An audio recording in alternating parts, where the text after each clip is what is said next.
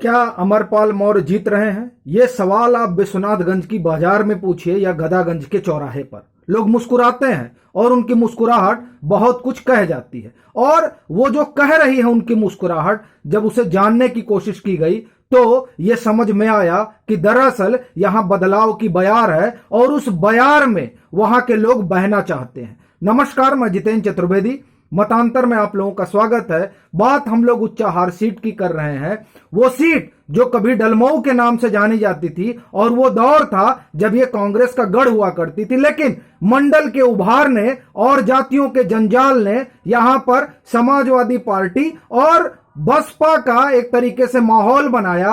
और वो माहौल ही रहा कि पिछले 2 बार से यहां समाजवादी पार्टी काबिज है। अब उसके कब्जे को, या मैं ये कहूं कि यहां पर जो उसका वर्चस्व है उसे तोड़ने को भाजपा आतुर है। और इसीलिए उन्होंने अपने सबसे काबिल और योग्य संगठनकर्ता और युवा नेता अमरपाल मौर्य को उतारा है। उनको लेकर और इस पार्टी और इस सीट को लेकर पार्टी कितनी संजीदा है, इस बात का अनुमान आप इससे लगा सकते हैं कि यहां पर चुनाव प्रचार के लिए भाजपा के चाणक्य और केंद्रीय गृह मंत्री अमित शाह आते हैं, खुद राजनाथ सिंह आते हैं, उत्तर प्रदेश के डिप्टी सीएम केशव प्रसाद मौर्य आते हैं और वो वहां की जनता को आश्वासन देते हैं कि आप अमरपाल को जिताइए, यहां पर कमल खिलाइए, हम यहां विकास की गंगा बहा देंगे।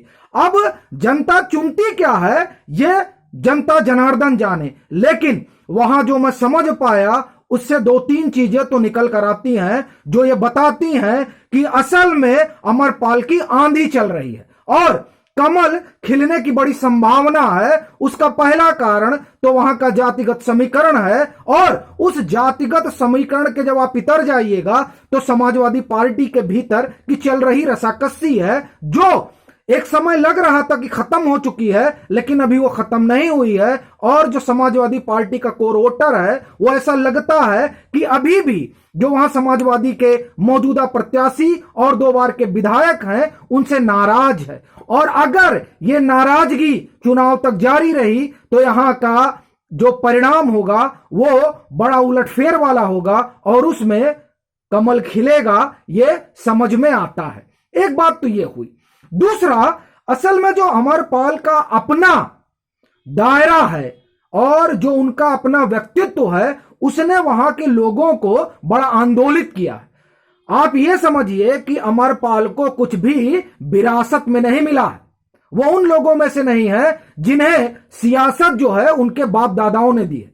वो जिन गलियों में टहल रहे हैं उन गलियों में एक जमाने में वो सब्जी बेचा करते थे। अब आप समझ सकते हैं कि अति गरीब परिवार से वो आते हैं, अति सामान्य परिवार से वो आते हैं और बड़ा संघर्ष करके उन्होंने अपना एक मुकाम बनाया है पार्टी में। और यही वजह है कि उनके जुझारूपन और उनके संघर्ष को देखते हुए वहां उनको टिकट दिया गया।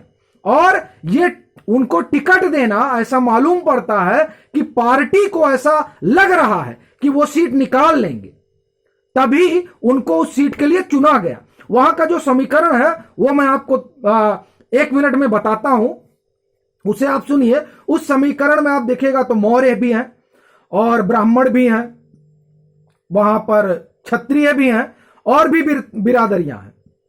और ये लग रहा है कि इस बार ये तमाम बिरादरियां भाजपा के साथ लामबंद होंगी।